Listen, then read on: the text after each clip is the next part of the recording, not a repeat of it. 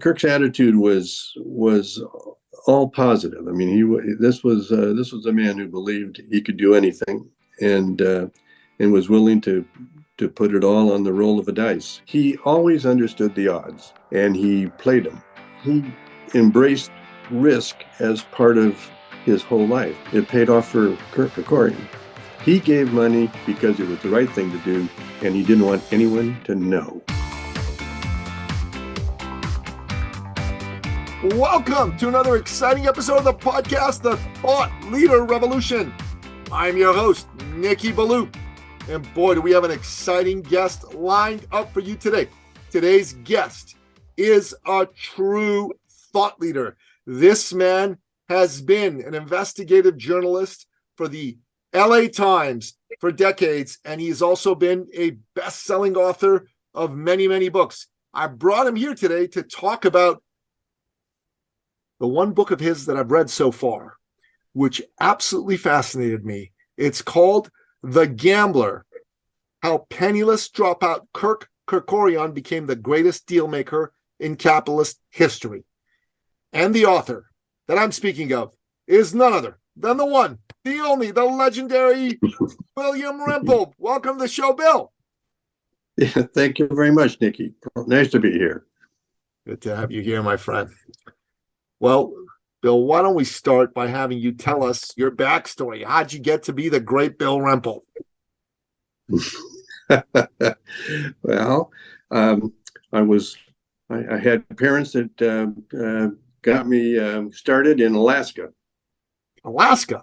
And, yeah, I was born in Alaska, and my grandparents were homesteaders in the territory of Alaska, and we moved a lot, and that pretty much got me trained to be a journalist that could parachute into anything and ask a lot of questions. Wow. But I was at the LA Times for 36 years. 36 years. That's crazy. That's like a lifetime. Yeah. Yes. I'm old. I'm old. I love it. So what made you decide? What got you from Alaska to the LA Times? Like, that's got to be a story in and of itself. Yeah. My adventurous father was an entrepreneur who made many attempts at rainbow pots of gold, and mostly what we did was have adventures. And he was so we, like I say, we moved a lot. We lived all over California, and we owned a town at one time. He sold vacuum cleaners door to door, and I learned a lot about how to get into doors thanks to my dad. That sounds pretty amazing. Fathers pass a lot on to their sons, and it's a good thing that he taught you that. So what made you decide to get into journalism? Well, I've been a storyteller since I was a kid. I mean, I told stories to my brothers at night. Stories were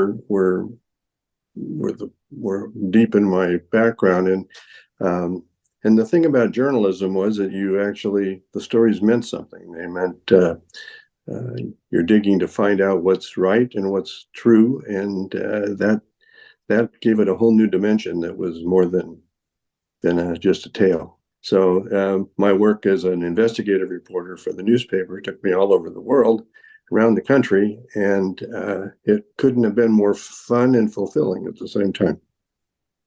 That's amazing. That's amazing. So how did you make the transition from, being a full-time investigative reporter to also being a part-time author?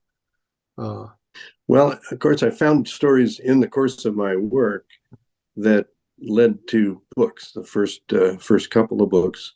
My first book was The Diary of a Dictator. I got the diaries of Philippine dictator Ferdinand Marcos. Yes. Back in years ago, and that produced a book inside the mind of a dictator. And then I got to know a man in witness protection from the Cali cartel in Colombia, who was I didn't know where he lived and I didn't know how to reach him, but he would reach me from time to time. And over a span of 12 years, we talked and talked, and until that story was suitable for a book. And so that was the second book. And then came Kirk Kerkorian, and that was a little different. The editor at HarperCollins, the big publishing house, read his obituary in the New York Times, and it had stuff about his aviator heroics during World War II, his self-made billionaire status, his richest man in Los Angeles, changing the face of Las Vegas, owning every one point or another, having controlling interest in all three individual at separate times, all three of the big three American automobile companies. He played hardball deal making with the likes of Ted Turner and Howard Hughes and Michael Milken. So this was somebody that she said, well, how can somebody this interesting be someone I've never heard of? And she called me to see if I would be interested in finding out how that happened. And Kirk was an amazing character. And the first thing that happened was his lawyer said that no one would me. Now, here's where telling an investigative reporter you're not going to help isn't discouraging. It's sort of the opposite. It tells me, I have to work. But this is fun. Solving mysteries is part of being an investigative reporter. And the mystery of Kirk Kerkorian was a hoot. Yeah, so he was a very private man. I got that from reading the book. He's not a man who sought the limelight. Yeah. And well, that's the thing. He did not write things. He did not give interviews. He was very private and considered anything else to be unseemly. Yeah. And he lived to the ripe old age of 98, and yes. Well, and by the time I was looking into him, of course he was passed, but so had all of his family and friends. I mean, in 98 years, even your contemporaries are ex. They're long gone in most cases. So the realm of sources that could provide really nice and useful information had been minimized by time as well. Yeah. He, the way that you told his story, he struck me as, in a way, a larger than life figure, an old fashioned man of honor whose word was his bond. Like, if he said he was going to do something, it was unthinkable for him to change his mind. I got to tell you, what attracted me to Kirk and his story, I mean, beyond his success, was that I think we live in an age where, unfortunately, manhood, masculinity are not really appreciated by society. And when I was growing up, I'm originally from the Middle East.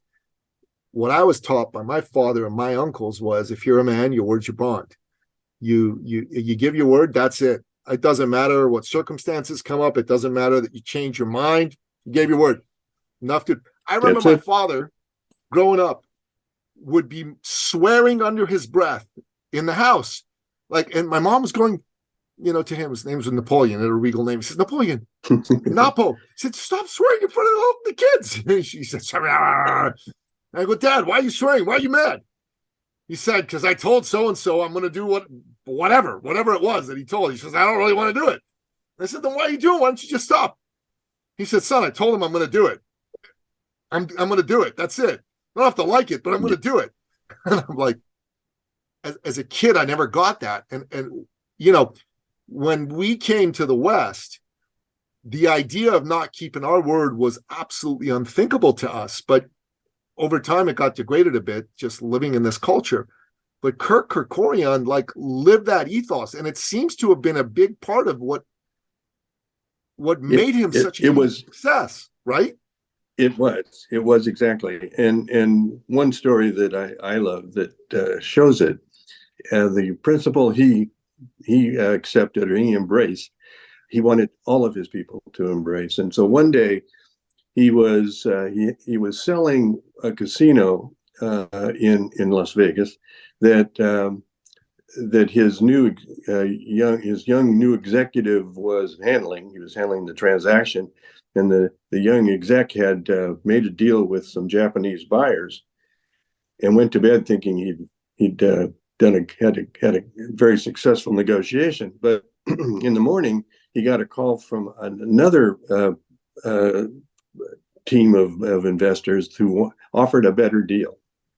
So he called Kirk and said, "Here's the thing. I've got a better offer from these other guys. What should I do?"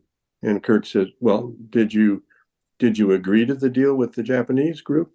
"Yes, I did." "Then why are you even calling me?" And he hung up on him. It meant we go with the deal you made. So even if it cost him money, so what? It's one of the things that Kirk had as a rule of life, and that is you look out for your reputation. You take care of your health, and you take care of your reputation. Well, I'm going to write those down because I actually think that's absolutely fantastic. You take care of your health, you take care of your reputation. And it appears that him taking care of his reputation, maybe in the short run, cost him a little bit of money, but in the long run, that reputation probably brought him opportunities that would not be available to other people who didn't have that sterling reputation in terms of their trustworthiness. No? Yes, absolutely. And not only that, what it said to his colleagues and partners and friends was that you can trust this man. You didn't see him make any other kind of deals on the side. You trusted him. And one of the things his CEOs and various presidents and vice presidents said is that, Kirk took all the chances, and he gave everyone the credit. So what happened is that in his generosity of spirit is that everyone who worked for him was loyal. He didn't have to, like some people do these days, demand loyalty. He inspired loyalty. That difference is huge, in a career and a lifetime. Yeah, I think that's absolutely incredible. The other thing that struck me about the story of Kirk Kerkorian is that he was a man who took big, bold, ballsy risks, like his entire life, not just in business, but in how he flew those planes during World War II. Right? Amazing stories. Yeah, just like all by itself is a great story. Yeah. So what is it about this man that you think had him be a risk taker at that level? This shy, quiet, retiring man was maybe the biggest, boldest, ballsiest risk taker of all time. And yet he didn't need to go out there and let the world know that he was that. He just was that. He lived for the adrenaline rush of a risk. He loved it. It made him feel alive. And he didn't take stupid risks. He didn't take completely lame risks. He always understood the odds, and he played them. And if as a pilot, you don't want to play too many long odds. But what he was doing in World War II, he joined the RAF Ferry Command, and they flew freshly made planes from the factories of the U.S. and Canada. He was based in Montreal, and he would fly these new, freshly minted fighters and bombers across the Atlantic back when there was no polar route. There were no navigational guides along the way. They flew by night, so they had the stars to guide them. They flew in hops, if necessary, from Nova Scotia or Newfoundland up to Greenland and Iceland, and then over to Scotland. But if the winds were right, you could take a chance on flying straight across to Scotland, and Kirk loved that. He'd get the jet stream, and they didn't call it that then, but they called it the Hurricane Express. But the winds were blowing fast, 70, 80 miles an hour at flight altitude, and so you could cut some time and stops off your trip. And he would take those risks with his life hanging in the balance. And a couple of times that was a close call, but it wasn't a dumb risk. It was a smart risk, as long as the winds were blowing. And he did that in business. He did that in gambling. He always knew the odds and played those at the same time. So it's an informed risk taker. And this is a man who basically went from being, as you said, penniless, dropout of school. Yeah. Well, here's how penniless he was. As a kid, he lived in up in the Central Valley of California, where he was born. He was born in Fresno. His father was an entrepreneur. He had a lot of land that he bought and lost to bankruptcy, and the last property they owned was a ranch that was repossessed, and Kirk was literally forced to move. The whole family moved to Southern California with nothing because they'd just lost everything, and so they had to start over. And they would, and again, they were like my childhood, where we moved all the time. And like mine, my father moved a lot of times because we were out of money and had to move into. I like to say we in good times we moved in broad daylight. Other times we moved, under cover of darkness. So the same was true of Kirk and his family. So I did identify with him. I have to say, I never became the billionaire, but I do know the penniless side of it. And his father, it was trying to make business deals, and he was I think he was a produce. He would buy produce and bring it into the city and sell it. For a time, the father had a trucking company. He acquired a truck that they could take produce from Southern California up to the markets of the Central Valley, and vice versa, bring produce down. So. It was always risky, and it was always a case of we're on the edge of making a fortune, and on the edge at the same time on the cusp of being penniless again. That was risk built right into his life, and so he learned to live with it, and he learned to came to realize poverty doesn't kill you if you're still able to work, if you're still able to get up in the next day and go out and try again. And so he embraced risk as part of his whole life, and it paid off for Kirk Kerkorian. Yeah, that's better than for most people. Yeah, he was a risk taker. He got into business, and he was successful, and he just kept going. This is a man who found a way to become a billionaire, and he did it without connections, without having a network of people around him. He made it all happen by himself. I'm just fascinated by this man and his story of success. How could someone replicate Kirk Kerkorian's record of success in 2023? Well, I think the fundamentals remain the same. Be smart enough to. Well, he has some other rules. Kirk's idea of running a good business was you always you hire the best people. you get the experts in, whether it's gambling or airlines or whatever, automobile manufacturer, whatever his business, he always hired the best people. And then having done that, you let them manage it. His idea was that he would be responsible for the big picture. He would look at, what are the challenges we want, or what do we want to go with this business? What do we want to do in a big sense? But he let his key managers manage, and of course that fostered this incredible loyalty. And he shared, like I said before, he gave them credit for his success. That just does wonders for the tightness of the people around you to just look out for you and your business.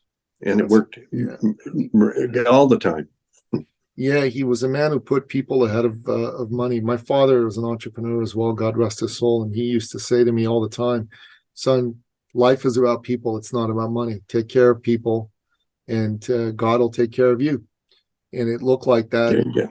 That was something that Kirk Kerkorian believed right down deep in his bones. He believed it. He lived it.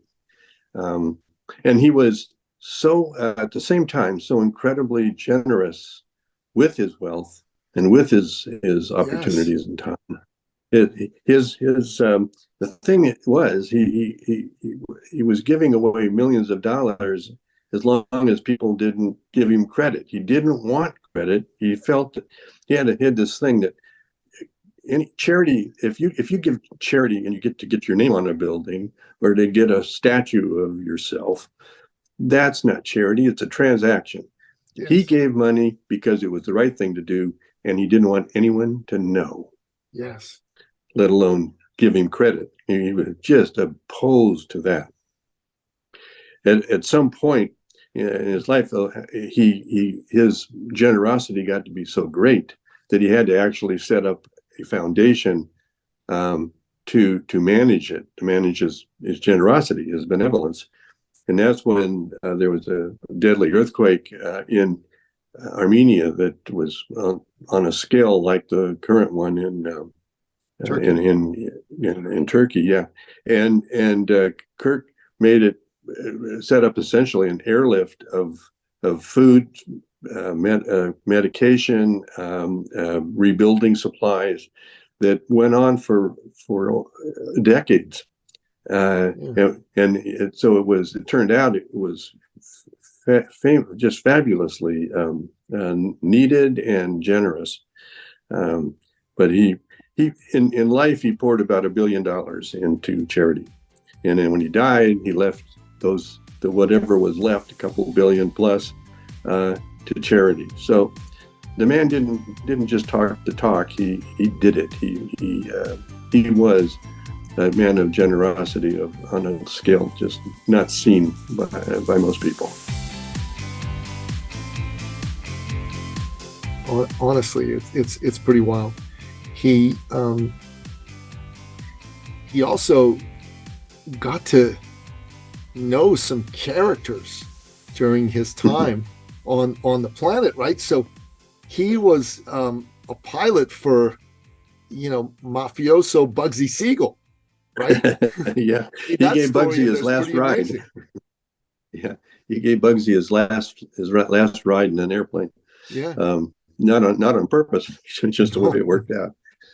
But, yeah, Kirk's one of it. He loved Las Vegas. He loved Las Vegas early on, and once he got back from the war, he had a little bit of a nest egg from the flights over, the dangerous flights over to Scotland. He'd get $1,000 each time, and for each and so by the time the war ended, he had enough to start a little charter airline with a couple of planes in the LA area. And of course, then in that one, he spent a few days camping out in the deserts of Arizona with John Wayne, the actor, who was a friend of his, right? Yeah, they became friends. Wayne was scouting a movie location, and for his very first directorship in a movie. And Kirk was his pilot, and they would go out and hop around to different campsites, and that was that he considered that a real treat. He hated to be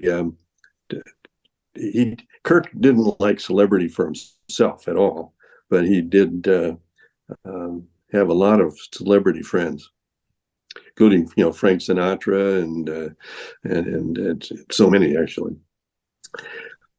Yeah, so he became friends with the great John Wayne, and he was friends with Frank Sinatra. And at the time, Wayne was the biggest actor in the world, right? I mean, that was absolutely part of his fame, where he was a global icon.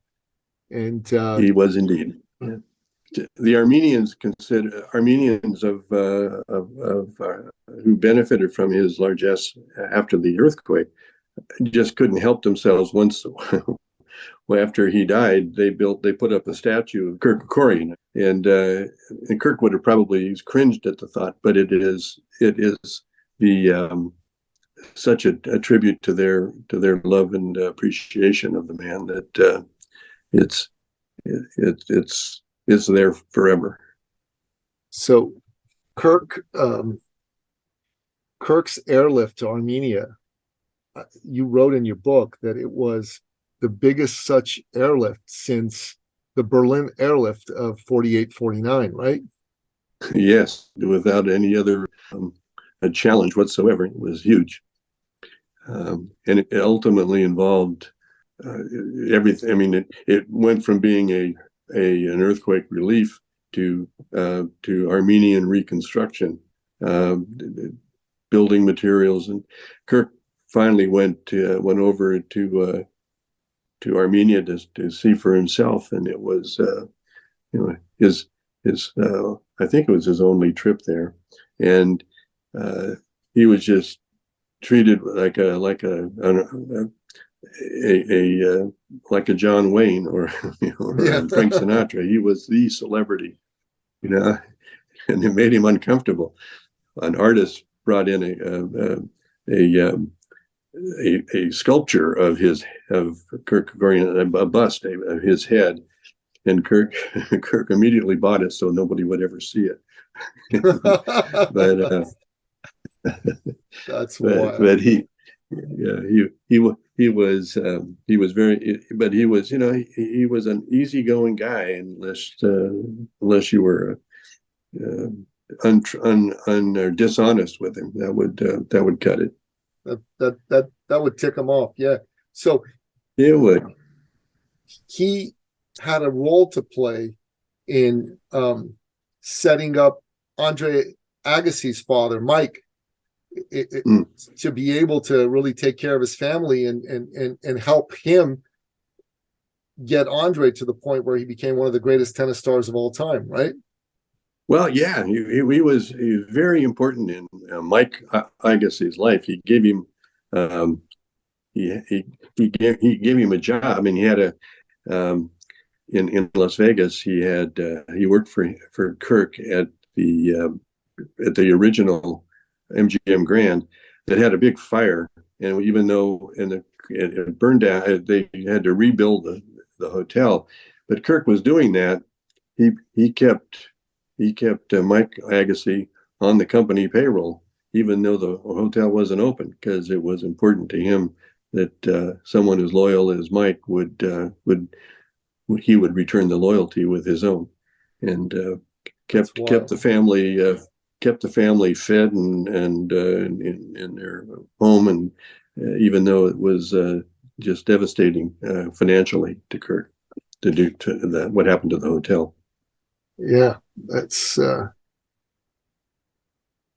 what blows me away about this man. He lived his life in a particular way, and it looks like God looked upon him with favor and said, "Yes, you will be blessed beyond most."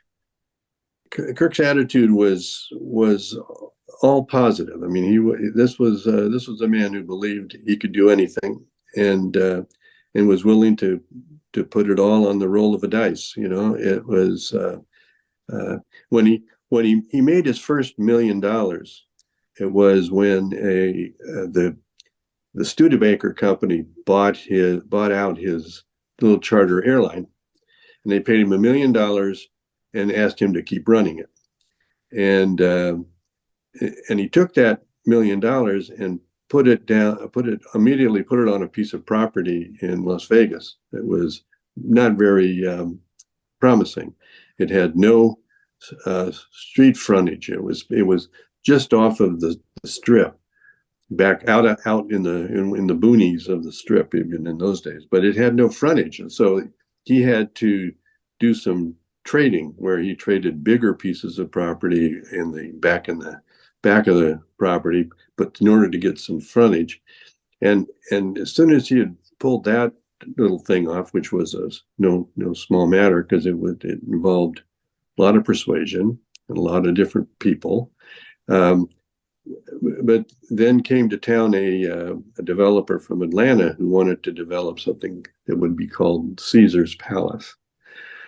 And the best property in town at that moment was Kirk's property that previously didn't even have any frontage on the highway.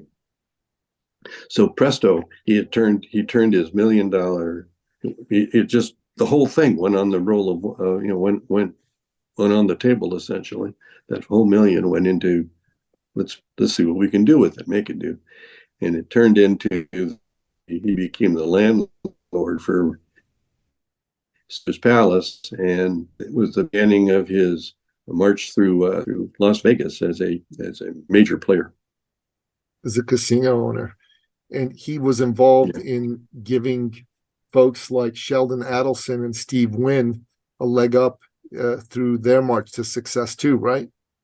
Yeah, he was a big fan of Steve Wynn. He thought he was brilliant, and what he was doing in Steve's early stuff in Vegas was Kirk really admired. So when he got a chance to buy out Steve, it was just a big deal for him. Now, Kirk's people, his lawyers and financial people, expected that he would insist on a no compete clause with Steve, so that he wouldn't build across the street or something. And Kirk said, "Oh, no, I will not do that. In fact, I want him to build across the street. Competition is what drives this. Competition helps us all. Competition will make Las Vegas a much better place." And sure enough, so he refused to do a non-compete clause, and Steve Wynn built across the boulevard, and everybody made fortunes. They sure did. Kirk was right. Yeah, that's pretty darn incredible. That's pretty darn incredible. Well, that's the generosity of spirit and eagerness to compete that just defined him and all of his life. And of course, he was an athlete who was competitive. As a kid, he was a boxer. Rifle right, Kerkorian. That was one of his most precious possessions. Was the nickname some reporter gave him back in the 30s. Wow. And he discovered tennis with Mike Agassi. Mike Agassi gave him some early lessons, and so it picks up tennis in his 40s and plays. In his 80s, he was playing seniors on the seniors circuit into his mid 80s. So it was tennis became part of his life, and he loved it. It was like, to him, it was like boxing. It was one-on-one. Of course, usually you could play one-on-one in tennis and also in the boxing ring, and it's very much individualist game in that sense. And he loved the competition. He loved to compete in tennis. He loved to compete in boxing. He loved to compete in business. And he relished it. It was what drove him. Yeah, that's another amazing quality of his. I've been taking notes on some of the things that you said were his rules of life. And the three that have jumped out at me is: you take care of your health and you take care of your reputation. Hire the best people and let them manage things and take care of the big picture. And then competition makes us all better, and that's what makes us all a fortune. Mm-hmm. I think those are really, really fantastic quotes. And I'm grateful not only to have read this book, but to get a chance to interview the author and to pick your brain about the things you learned is a real thrill as far as I'm concerned. Don't worry about the small stuff. Think big. That also defined him. When he went into his first casino and hotel in Las Vegas, he built the biggest in all the world, the biggest hotel in the world. And when he built his second hotel, he built the biggest hotel in the world. And then the third time he did it again. So the MGM Grands, each time he built one of them, was the biggest yet. So big wasn't just an idea; it was or a goal. I mean, a tendency. It was his thing to think big, do things that really matter, and go ahead and bet it all. Yeah, I like do things that really matter. And I like go ahead and bet it all. I think it's good. So, Yeah. So Bill, if there is one thing you want to leave my listener with in terms of why it's worth their time to invest a bunch of hours in reading your book and getting to know Kirk Kerkorian, what would it be? I think the thing that struck me the most about him was his generosity, and I mean that not as a donor of, but as his generosity with everybody, of his spirit and his and time and his hopes, and he and the fact that he never thought about himself. I mean, it's an amazingly consistent pattern in his life that he did not consider himself a smart man. He did not consider himself a genius of any kind. He did consider himself lucky, and he considered life a big crapshoot, and he had fun. He loved it, and so go out there and have fun. And I had fun digging into the tale of his story, even though there were people that thought I shouldn't do it. Most people who knew him found me. They wanted to talk to about him. The whole world what seemed to be fans of Kirk Kerkorian, and why that was, you can find out in the book. It's you'll see it in his generosity of spirit more than in his generosity of money. And I think he's a model for anybody who is going to be in business, or for that matter, just wants to have a healthy life. Amen. Amen, brother. So, listener, the name of the book is The Gambler, How Penniless Dropout Kirk Kerkorian Became the Greatest Dealmaker in Capitalist History by William C. Rempel. It's a great book. If you're watching this on video, here's what it looks like. Pick up a copy of this. Check it out. For whatever it's worth, you ought to find some enterprising filmmaker and get him to option the rights for the book to make a movie about this man's life. It's worthy of a movie, 100%. Yes, it is. Yes, it is. Thank you. Yeah.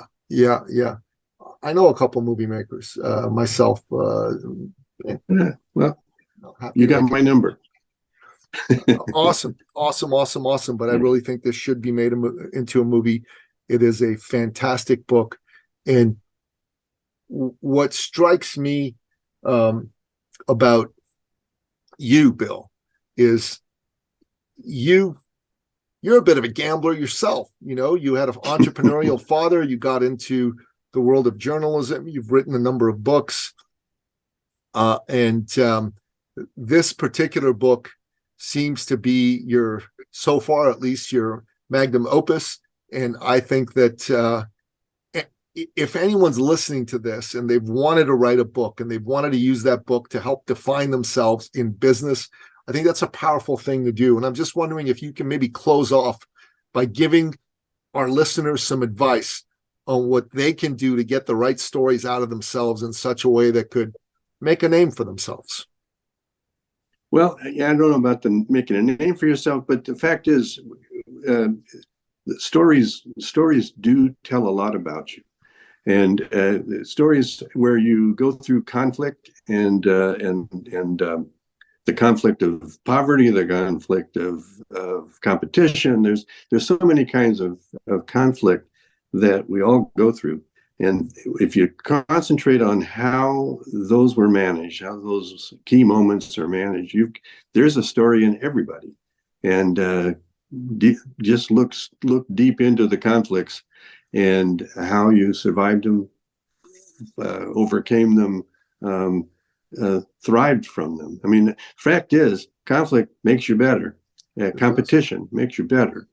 And my experience moving constantly, it was a miserable thing for a kid to have to change schools every year, but it made me a more effective reporter in strange situations.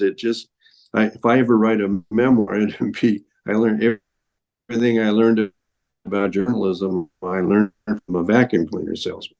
So you can find your memoir. I definitely buy it and read it. You're a very engaging writer, and you tell a great story. I ordered a copy of your book about the cartels, and I'm looking forward to reading that. And I just got to say, it's been a real thrill, man, to have you here on the show and to be able to have this conversation with you. I loved it. I enjoyed every minute of it. God bless you, man. Thanks for coming on.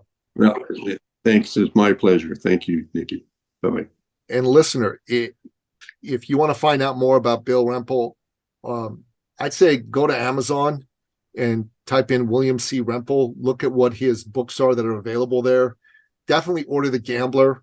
And if you're looking for gifts to give to people, this is a great book that makes a great gift, So I'm actually going to be picking up a number of copies myself for some of my clients and handing this book over to them because I really believe it's going to make a difference for them. And it makes a really great gift. It's the kind of book that reads like the best novels, yet it's a book that's true. It's about a real person. And that makes it all the more valuable. And it contains some deep lessons that you can use to make your life better as a man, as a woman, as a businessman, as a businesswoman. Highly recommend this book. Highly recommend Bill Rempel and his work in general. And that wraps up another exciting episode of the podcast, The Thought Leader Revolution. To find out more about today's amazing guest, the one and only Bill Rempel, go to the show notes at thethoughtleaderrevolution.com or wherever you happen to listen to this podcast. And if you liked it, give us a like, give us a rating, give us a review, and share it with a friend that you think would enjoy it as well. Until next time, goodbye. This episode has been brought to you by eCircleAcademy.com, the proven system to add 6 to 7 figures a year to your thought leader practice.